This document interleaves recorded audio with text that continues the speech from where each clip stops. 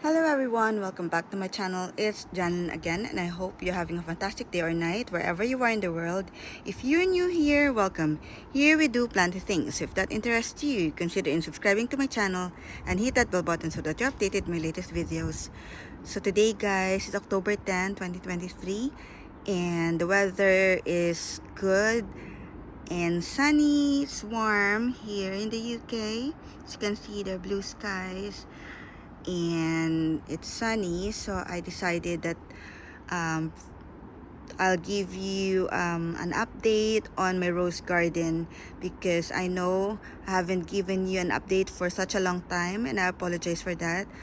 And it's because my health is not well for the longest time, and specifically late last year to this year. So I didn't get the chance, or I didn't have the energy to do all the rose maintenance, the pruning, the fertilizing, and everything. So basically it reflects on how my roses looks like as well. So my roses doesn't look like as good, or it's not as good looking as the previous years. So let me just show you how they look like at the moment. So I'll just show you probably the ones that are flowering now. Normally I think during this time, from what I can remember, not all of them are flowering anymore, or there's just only a few roses that are flowering. But I think this year, maybe because of the climate change or the weather changing, that they started to flower later. So I'm hoping that the flowers will last longer this time. And yeah, so let's start guys. And this one is my Summersong. So it's not fully opened yet. As you can see, the flower is not as big as it's supposed to be, but still the color is gorgeous. You can see there that orange red flower that is so distinct for Summersong. And yeah, let me mention it as well that my roses have these black spots as well, maybe because of our erroneous weather here in the UK. It's like it's cold, then it's hot, then it's cold. So the roses are really not coping well. We know that they are hardy, but maybe some rose gardens, they're doing really well. But like what I mentioned earlier, I don't have the energy to do the maintenance, so maybe that affects the health as well of my roses. And this is my Claire Austin. So you can see that some of the petals are already have fallen down. It fell down. You can see there. I've noticed with Claire Austin that the flower doesn't last long. The petals fall down quickly. So yeah, that's how it looks like. So let me go to the other side and let's see. Oh, look at this. Oh no, these are just going to be rose hip. So anyway, let me show you my nostalgia. So look at how gorgeous the flower is, or the flowers are. So this one is more red, and then this is how it normally looks like. So more white petals inside and reddish tinge of petals outside.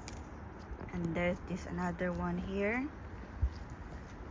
So this is more open, as you can see there, so that the reddish tinge is lighter than the other one. So normally, what I've noticed with nostalgia is the hotter the weather is, the reddish the color of the petals are. So there you go. So there are more flowers coming up. And there's even one here at the bottom. Oh, the smell is, or the fragrance is really gorgeous on this nostalgia. I love this rose, and the health is good as well.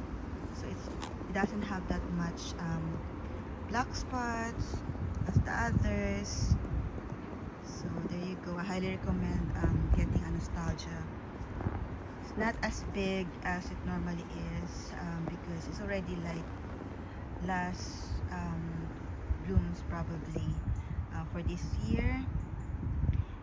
And then I have this William Shakespeare 2000, which, as you can already see, there's already spent bloom.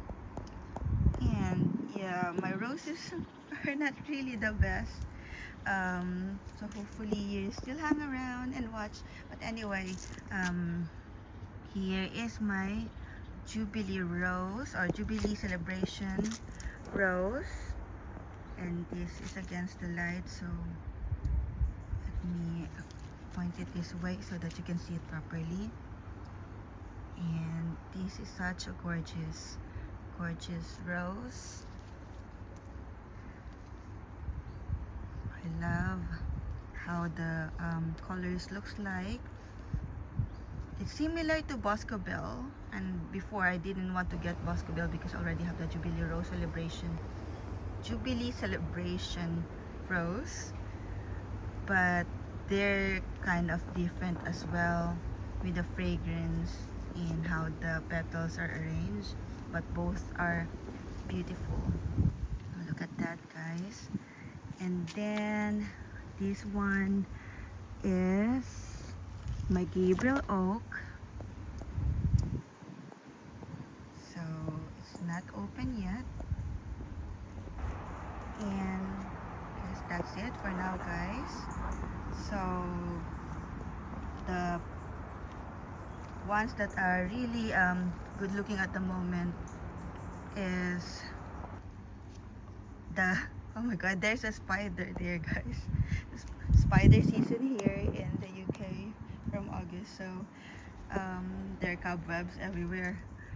And yeah, there you go. Whoop! Sorry, it went to my hand. Anyway, there you go. This is the Jubilee Celebration rose. Such a gorgeous rose. And that's it for now, guys. Let me just give you a little update on some of our apples there at the bottom of the garden. Right, guys, so there's the apple. So we have a little apple tree here, and we're waiting for the fruits to turn red, apple fruits to turn red. And yeah, that's how it looks like there. And they're big apples. I can't remember what kind of apples they are, but yeah, that's how they look like. And that's it for now, guys. That's just a short update on how my David Austin roses looks like on the month of October. So hopefully by next year, my roses will be in better blooms and in better condition. And hope you still stay in my channel. I know most of my videos now are about indoor plants or house plants, because like what I've mentioned, it's harder to look after the outdoor garden for me. So yeah, hopefully you'll still stay, and I'll see you again soon in my next video. Hope you like this video and subscribe to my channel if you haven't subscribed yet, and I'll see you again soon in my next video. Happy gardening!